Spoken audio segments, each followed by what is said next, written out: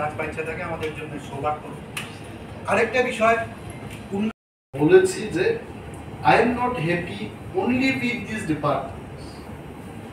আমাকে যা ডিপার্টমেন্টটা দেওয়া প্রিন্টিং অ্যান্ড স্টেশনারি, কি প্রিন্টিং আমি একদম খোলাখুলি বলবো, আই টোল্ড এটা আমি বলেছি, এটার মধ্যে না করার কি আছে। কিন্তু যেহেতু আমি ফরেস্ট মিনিস্টার, আমাকে এইগুলো সিদ্ধান্ত নিতে হবে।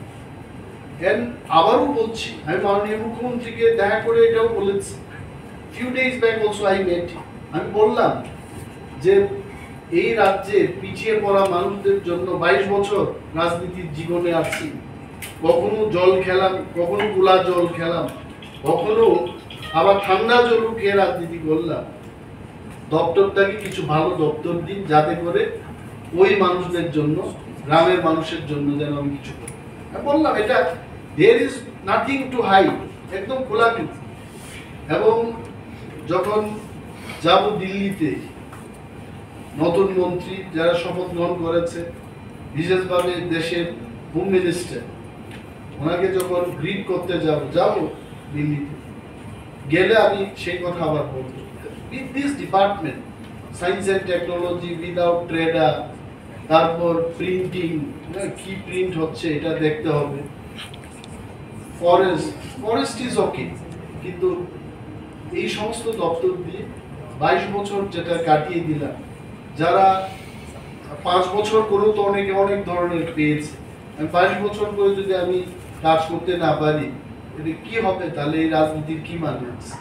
এটা কেউর বিপক্ষে না, I am not against the government, আমি গভর্নমেন্টের পক্ষেই বলছি, গভর্নমেন্টের পক্ষেই কাজ করি, কিন্তু দপ্তর না পেলে আমি কি করে করব? এই কেন I have to perform, I have to be entrusted with good department. আমি এমএলএ ছিলাম, এডিসিতে কাজ করেছি, বিরোধী দলনেতা ছিলাম। আই হ্যাভ বলতে গেলে ত্রিপুরা রাজ্যের রাজনীতিতে প্রতিটি জায়গা আমার প্রশিক্ষণ আমি পেয়েছি। এজ এ বিরোধী এমএলএ আমি প্রশিক্ষণ পেয়েছি। শ্রী রতনলাল নাথ বোধে আমাদের বিরোধী দলনেতা ছিলেন 5 বছর।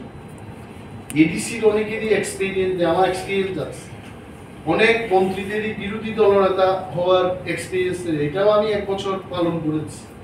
নাও I am a minister, so if you feel experience wise যে প্রতিটি সেক্টরে উঠে আসা, I am one of them. আমাকে যদি দপ্তরটা দেওয়া হয়, আমি এটাকে ভালোভাবেই চালাবো। তো I only requested honourable CM যে কৃপা করে ভালো কিছু দপ্তর আরো দিন, ভালোভাবে চালাবো। বালির বিষয়টা একটা